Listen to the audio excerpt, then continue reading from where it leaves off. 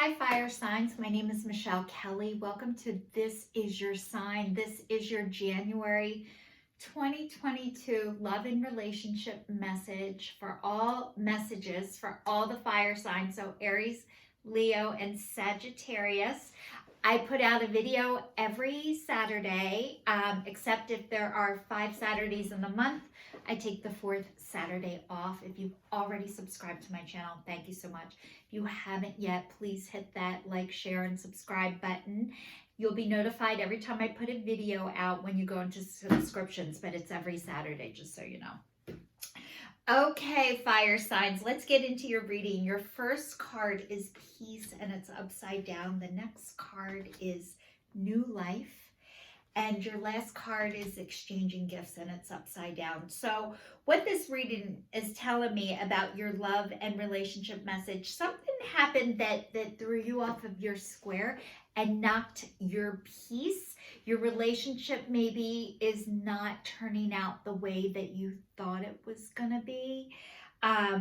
However, even though it's not turning out the way that you hoped or thought it would be, it is waking you up to your new life, to a new peace and joy, contentment, happiness that maybe if you weren't in this relationship, you would have never found this out about yourself. So I don't know what happened to you to make you wake up to your new life, but I'm thinking that your relationship, something happened to make you realize it is time to wake up. It is time to live your dream. The exchanging gifts, when it's upside down, it's all about like, be careful what you wish for. You just might get it. And you know that I want to explain that in a different way, because like, watch what you wish for, you just might get it. We all want our wishes to come true. And a lot of times things aren't what you think they're supposed to be. Like if you wanted to be famous and now you are famous, and it comes with a whole new set of issues that you need people to help you manage your money. You need people to help you manage your social media. You need people to help you in different areas where you didn't expect it. So this is all about, like, if you want to be a musician, you have to play your instrument. If you want to be a writer, you have to write. If you wanted to be a millionaire, you now have to take care of your money. So this is telling me that this relationship, it helped you get to the next level, wherever that is for you. But usually when that happens, what this is saying is that it has not been an easy road for you, fire signs. So this is all about getting connected to yourself. And I've been doing your readings for a while. What has been happening for all the fire signs is you have exited hell, which, congratulations, not an easy job. And you're entering into your heaven. And as you're entering into your heaven, it is not a smooth, clear road with no potholes, no flat tires. Usually it's a bumpy ride, but as you're going on this journey, it is so worth it. And this relationship was meant to bring you back to your divine self. And that is what is happening. So I'm going to dive a little bit deeper. I want to see what else is going on in your relationship. I don't know. I think you're still in it. And it's making you grow to a level that maybe now, as you're growing, you're realizing that this might not be your forever relationship, but it was a catalyst to bring you back to your true, authentic self. Oh, okay. So it says receiving what you need, progression, arriving, moving on, closure issues. So, and then it says unconditional loving, giving and receiving affection, falling in love. Karmic relationship, fleeting triggers, turmoil, resentment, lessons, letting go and loving you, breakup, separation, stop the pattern, silent treatment, abandonment. So what this relationship is telling me is that, this person that you were drawn to, a lot of times what happens, it's called trauma bonding, and it feels like love. And I know this karmic relationship was probably the first person in your life that you loved and they loved you back the same. Not you loved this person more or this person loved you more. It was mutual, it was equal. You were drawn to each other. You are meant to be together. We're meant to be together. So you had this giving and receiving, this affection for each other, the falling in love. It's so beautiful. It is so wonderful. And you guys needed this and you never had it before. And that truly is a gift. And you needed this karmic relationship. So what happens is a lot of times we're drawn to people who mirror where we were at the time, and maybe they had a lot of things that you needed and you had a lot of things that they needed. If you are watching me, you guys are into spiritual growth, you are into healing, and you are into moving forward. So I'm going to tell you what happened or what is happening. You're moving forward and this person isn't ready yet. So a lot of times when another person isn't ready, what it feels like is rejection. It feels like you're not worth it. These are not true. The rejection part is true. This person is rejecting you. The rejection part of if this person loved me, they would change. I'm going to tell you right now, if you're drawn to me, you're changing and this person isn't able to yet. So you get to decide, do you want to stay and wait for something that might not ever happen? You get resentful. It hurts the both of you. And a lot of times when you stay in something that isn't good for you, it is not good for the other person either.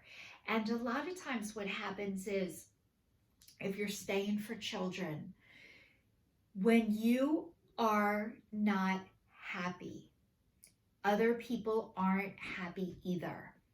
And if other people are happy when you are not, they aren't well. If someone is okay with you staying in something when you don't want to be there, or they are afraid of being alone, you are feeding their sickness, which is called codependency. And a lot of times codependency presents itself as love. All of the movies, they teach us, Jerry Maguire, you complete me. I want to tell you right now, the only person who completes you is God and yourself. Not a person, not a drug, not a drink, not a house, not an object. And if somebody is okay with you staying, knowing you aren't happy with them, they are sick. They are afraid to be alone, and they don't care that it's you. They just need a body. And this is not a rejection of what is wrong with you. This is a rejection of there's something right for you. Staying in something that isn't good for you, not only does it hurt you, it hurts the other person too, just so you know. So if that can help ease some of your guilt, some of your, this person needs me, you need you more. And the next one says acts, breakup, separation, stop the pattern, silent treatment, abandonment. So what is happening is this breakup might have to be cut off with an axe. You might have to break up with this person and not talk to them for a while. You might need a break. You might need time to heal. The other person might not hear you. So I'm going to explain to you. Pretend like, I don't want to say pretend because it's not pretending, but imagine a person who is deaf. Just because you scream at them or talk slowly, they still can't hear you. When you are in a relationship and you are growing physically, emotionally, spiritually, working on yourself, and the other person isn't, whatever you say to them, they can't hear you. So it doesn't matter if you say it slower. It doesn't matter if you talk louder. A lot of times, and this is saying the axe, this person doesn't have boundaries. When people do not have boundaries, they cannot respect yours. So what you need to do is you need to establish boundaries. And a lot of times when people don't have boundaries, they can't respect yours. So a lot of times, I don't know about you guys, but I'll give you a story about me. I was married to somebody who didn't have boundaries, and I didn't have boundaries either. And I did have them, but I couldn't maintain them. I didn't make this person have boundaries. I lost my boundaries. And what I thought is it was just easier to give in and do what this person wanted because I didn't want to pay the price of if I didn't.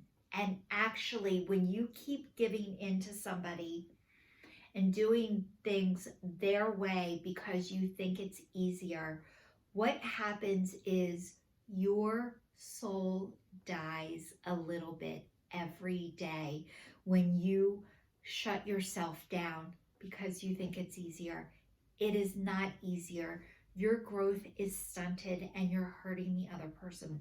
So a lot of times when you get boundaries and establish them, you have to keep saying them over and over again, and not just saying them. You have to follow it through with an action. So I would say, no, I don't want to go here.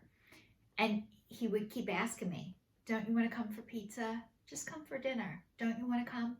No, I'm not coming. No, I'm not coming. No, I'm not coming. And then I had to not go. So years ago, what I would do is say, no, I'm not coming. No, I'm not coming. No, I'm not coming. And then I'd get in the car and I would go.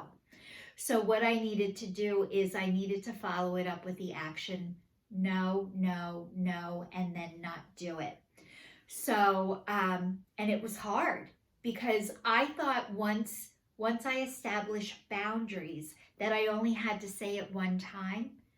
You have to keep saying it over and over and over again, because when people do not have boundaries, they don't respect yours. So even though you do it one time and you don't show up, they're going to ask you again. Don't you want to come for pizza? Don't you want to come for pizza? Don't you want to come for pizza? And you might even slip and be like, all right, fine, I'm hungry, I'll just go. And then you go and you're like, oh my God, why did I come? I lost my appetite. This person can't listen to me. They don't hear what I'm saying. So you might have to cut them off with an axe and not talk to them for a while because they cannot hear you. And I'm so sorry this is happening because I know what it's like and it's not easy. And you might be thinking like, God, why does this keep happening to me? Or I keep getting in relationships like this. But this person was here to bring you back to your new life. And you are coming out of your shell, which is a miracle and a gift. and you're right on time. So I'm going to read 3 more cards, and it says, free yourself. It's time to take back control of your life. New love, a new person has stirred romantic feelings, and there's not enough attraction or chemistry to keep this relationship going. Okay, so you guys, the free yourself. What has happened in this relationship is you gave your power away. That is okay. You needed to do that. You needed to do that to heal parts of yourself that you haven't healed yet. But because of this relationship, what has happened is it has helped you heal, but only you can get yourself out of it. Only you can release yourself from it. So it is okay. It is not your fault. You didn't do anything wrong. You did the best you could at the time with the tools that you have. And it's taken a new love to stir up your feelings. So if you are attracted to somebody else while you are still in a relationship, red flags, major red flags. But a lot of times, maybe this person, this new love stirring you up, stirring this up in you, is making you realize what you had isn't as stable or isn't as great as you thought it was, and that maybe your person is not available. They're not available because this can't happen when you are in an emotionally, spiritual, fulfilling relationship. There's no room for new love to come in. So the fact that that is even crossing your mind, that you're having, so it's called an emotional affair. And I didn't know what they were until I had them, and I had them when I was married. So I would fall in love with other people while I was still married. However, I didn't physically act on it. So I didn't know what was normal, what wasn't normal, but I can tell you, my marriage wasn't fulfilling, and there was room for others to come in. And the fact is, there shouldn't be room for that to enter into your relationship. So if you are having an emotional affair right now, it is a red flag. I am not judging you.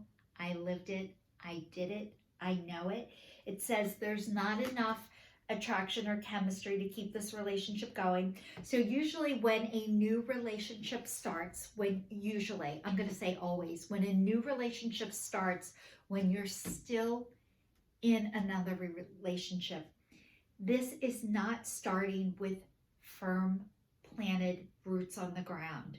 So it is not going to last, and you're not going to live happily ever after with this other person.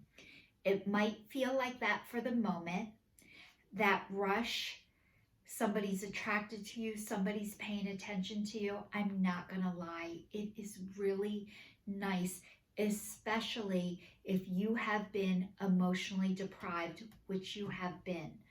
So this is not a judgment. This is telling you that maybe this new relationship coming in is making you realize what you're in is not right. And maybe this is what it's taking in order for you to get out of that. So a lot of people are going to get hurt as a result of this. It might have been done to you. You might do it to somebody else. You guys, we were never taught how to have healthy relationships. And a lot of times how we learn to have them is how not to have them first. So this is saying that an emotional affair has started. It's not gonna be your happily ever after. However, you're in a relationship right now that you needed that to help you get back to yourself, to your divine self. So Aries, Leo, and Sagittarius, this is your love reading for the month of January. This is spicy drama. It's a lot. However, I'm not judging you. I'm just letting you know that it's probably not the wisest idea to stay in the relationship that you're in if you're having an emotional affair. And if the other person doesn't even know what's going on, they are not available. So thank you so much. This is your signing off for the month of January for all the fire signs.